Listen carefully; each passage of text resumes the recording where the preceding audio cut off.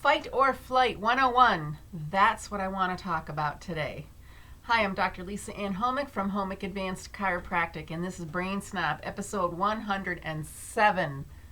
I'm glad you're here. Watch the other episodes. They are still relevant and useful.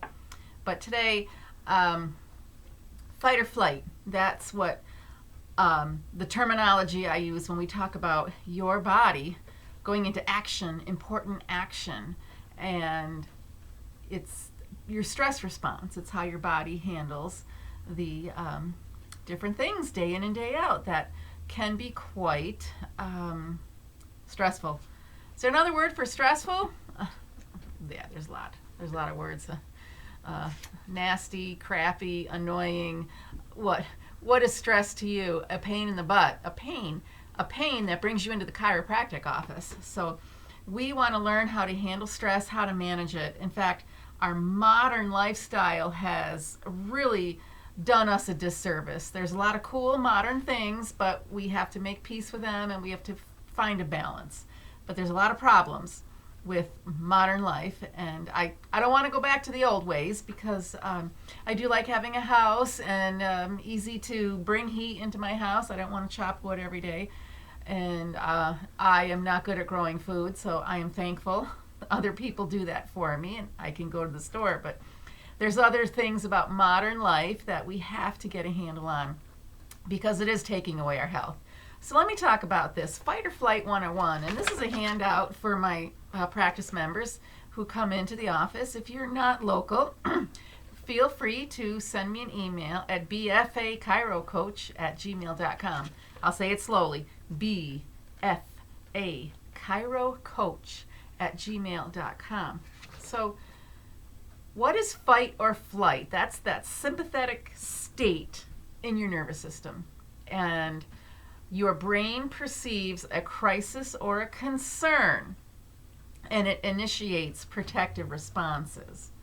And what are these protective responses? Well, when your heart starts racing and you have to get deeper breaths and you need to move quickly to get yourself out of trouble. Now remember that stress mnemonic, STRESS. Forgetting how to spell stress. It's right here on the paper. But what is stress? Well, for under the letter heading of S, it should be short term. Stress should be a brief encounter. It should be minutes long. Not days, not months, not years. Stress should be brief. Here, the example would be the gazelle running away from the lion.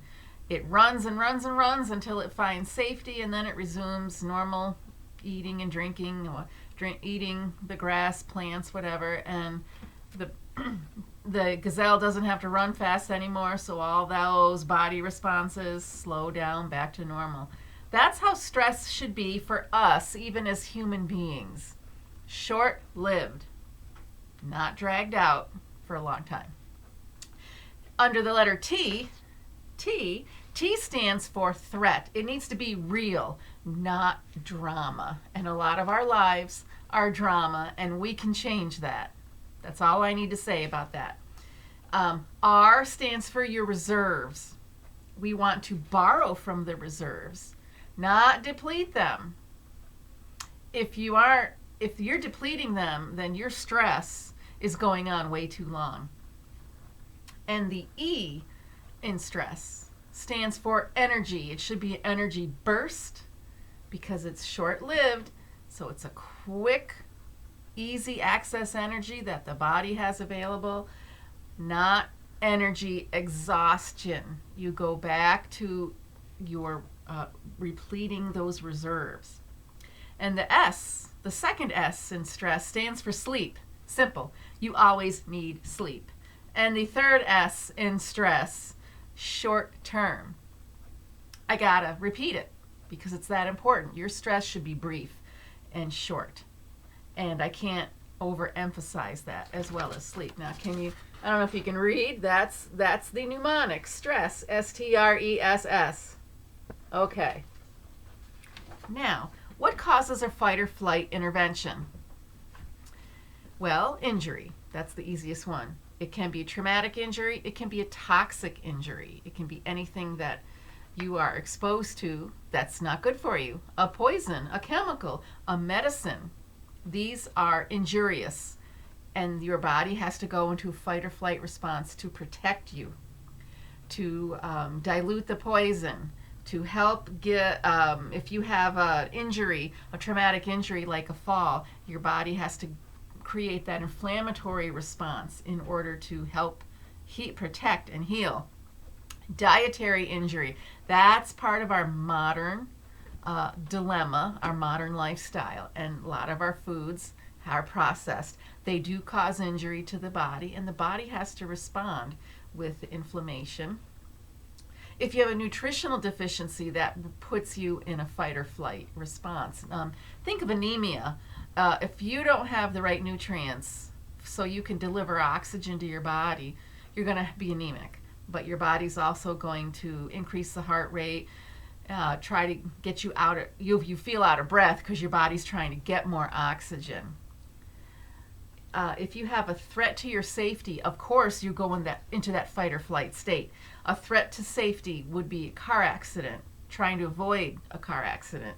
You have, your nerves are going for about, 10 minutes afterwards. When you get out of that dangerous situation, you're still kind of revved up and, oh my gosh, I can't believe that almost happened.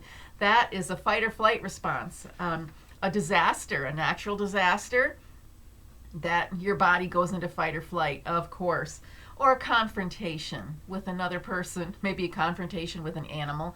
But if you're in that type of a confrontation where your body feels the need to get away from something dangerous, you're going to go into that fight or flight response.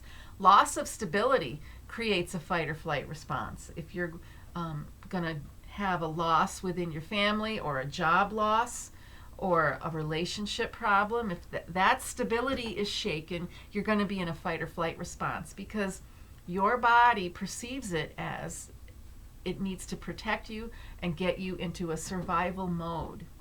Even if it's modern day stuff, the body is going to respond that way. And your brain perceives everything as real. The example here is if you're sitting in a movie theater watching a scary movie and you're screaming like crazy in your seat, well, your body thinks it's real. You know it's not real, but your body's still going to act like it's real. How about those horrible steep roller coasters? You love them. You love that rush of that adrenaline rush. Your body goes into that reaction because your body says, oh my gosh, we're going too fast. We're going down. Gravity. Yikes. That's fight or flight. So sometimes we want that rush of adrenaline. We just want that excitement. So even though you're not really in danger, your body reacts. So keep that in mind. Keep that in mind. Fear of a loss definitely puts you in that fight or flight because you're getting prepared for something bad that might happen. Now, the something bad may not happen, and you want your body to relax and go back to normal. And that's where things get kind of sticky. There's a possibility of something happening, so we worry about it. We go into fight or flight. And that is part of what we need to understand so we can give ourselves better health. And handling situations like this properly so it doesn't make us sick, doesn't give us dis-ease. How about any perceived threat that's tied to a previous memory? So we will call that post-traumatic stress. Things from childhood, you remember them today and some things remind you, and those same feelings will come back up. The same body reactions will come back up because that's just your brain trying to be efficient. It draws on memory in order to handle things in an efficient manner. And we can look back at the ACE study where they studied the children who had stressful situations. They might have grown up in poverty or had been exposed to a lot of trauma in the home. And we know that those children who grow up into adults and become successful and do well for themselves, 50% of them still have high cortisol levels when they check that in their blood lab work. 50% don't. So 50% are able to go to a normal baseline value for that cortisol level, but 50% still maintain that high level. Your body memorizes things and just almost relives it, and that's why we call it post-traumatic stress. But these are all things that cause a fight or flight response in your body.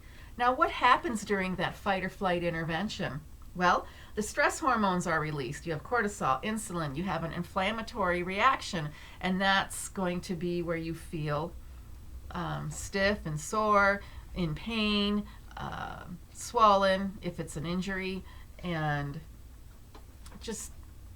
you just don't feel very good with that. That's what fight or flight. Actually, when you're in the fight or flight, things are happening so quickly, or you're so preoccupied, you don't notice these changes actually in your body. You may notice your heart is racing. You may notice that you're just you're wired. You're ready to go, and that's designed to get you through the stress. Remember, it's supposed to be brief, but you have increased blood flow to your extremities, to your arms and legs, so you can escape, so you can move, so you can act fast. Maybe defense. Maybe there's some time you really have to protect your body. Your body needs more oxygen, so that faster heart rate helps and deeper breathing helps. You're going to be hyper vigilant. You're not going to be able to rest. You don't want to rest. If you're in the middle of a life-saving survival body response, there's no resting. You've got to be awake, alert, and you're going to be preoccupied with thoughts of getting yourself to safety, solving the problem. So you're just going to have this intense hyperactivity. That's part of the fight or flight response. Now, if you have long-term fight or flight, you're going to have what I call a limbic system holding pattern, because you're not getting the rest. It doesn't go back to normal homeostasis. So you're going to have to deal with lack of rest, poor healing, and tissues will weaken. You're going to be exhausted, and your reserves are going to be depleted, and burnout would be the terminology to describe that. Doctors will try to treat disease states when it's this severe, and ignoring the source of stress. If you are suffering from a stress, an event that hasn't ended, it hasn't resolved, it hasn't come to that finality, and that's when your fight or flight uses up all your reserves. So if you look back at episode 106, when I said embrace your symptoms, so this is a continuation. When I talked about embracing your symptoms, saying that the symptoms are a sign that you are actually halfway through that stressful event, and the symptoms are there because your body is rebuilding and excreting waste. So your cells are done with having those extra materials. The waste has to leave your body. That's when you feel crummy. And I want you to understand that feeling crummy is a good sign. Okay, I'm a little bit backwards. That's not how most of society reacts that way. If you're in pain, we have to get rid of it. If you're in pain, we need to find out what's the medical issue and how to get rid of it. But I want you to actually look at your symptoms differently, so that you can actually assist your body. We don't want to do things that go against the body. We don't want to do things like take a lot of medications that are going to deplete your reserves, or give you side effects, or create another toxic state that becomes problematic and another fight or flight episode for the body. So episode 106, when I talked about embracing your symptoms, I kind of went out of order. I want you to understand why you should embrace your symptoms, but now I'm talking today about the fight or flight response, because the symptoms are actually the ending stage of that fight or flight. I am hoping your fight or flight event ended, and that's when you now take the time to heal. That's when you're resting. One is because you're tired and you need to rest and you need to replenish those resources. You need extra nutrition, you need extra hydration, you need extra chiropractic care in order to help you get back to your normal everyday state. Fight or flight happens. It's a survival system that we want to count on at the right time, but we don't want to abuse it. We don't want to take it for granted. We want to assist our body and give back. Our body gives and gives and gives. Our brain works so hard, and we've got to give back. We've got to show that appreciation to our bodies, and that's the whole point of chiropractic, and that's the whole point of the Brain First Always protocol. Moving your brain, feeding your brain, and talking to your brain. So if you understand the fight or flight, that it is purposeful, and it's there to get you through the times of trouble, and then the healing stage, the symptomatic stage, where you're feeling crummy, that's when we boost ourselves back up. We got to help with the rebuilding. We got to help the body get rid of those leftover cells, that leftover edema, that leftover swelling, the junk. We call it junk now because now it's no longer needed by the body, and we want to release it, cleanse your body, detoxify your body, and get you back on track. So that's the end of my video today. I think I came to a conclusion there. Understand fight or flight, and understand what your symptoms mean, and appreciate the symptoms, because it means your body's actually doing what it's supposed to do. All body responses are logical, whether we like them or not. And even when you're in pain, there's a logical reason for the pain. And I want us to translate that language. And it's not easy, because now I sometimes ask you to go against what you've been believing for decades and decades and decades. And even I've given up on old ideas that don't serve me anymore. They probably didn't serve me back then, but what did I know then? Back then I probably was a fast healer, and I'm still a fast healer, but I want to keep it that way. I don't want to make things worse. So I want to understand what the body needs and give the body what it needs. And you need to move your brain, feed your brain, talk to your brain.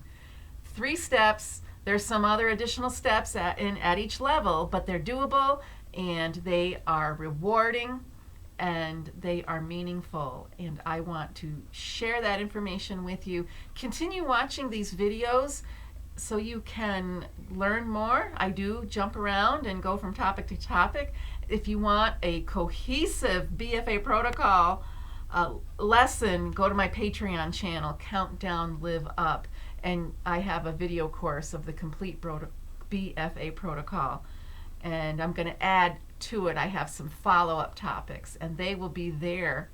Check out the blog, createpurpose.com. I'm doing a series on doctors who jumped ship, because there are some issues out there that people need to understand so they can give themselves the best opportunity to heal. And sometimes these medical doctors have had to fight the standards and kind of leave the whole medical arena. Some have left it, some have remained trying to reform it from within. I think you'll find it very interesting that we have I have a long list of names of doctors who are working hard at giving you true health, authentic health, without causing you more side effects or toxic problems from medications. So I'm glad you're here, and look for the next video, and become a brain snob, because it is not an insult. It means you know how to take care of your brain, because your brain makes the body, so you can make your life, and I want you to have amazing life experiences. Until the next video, take care.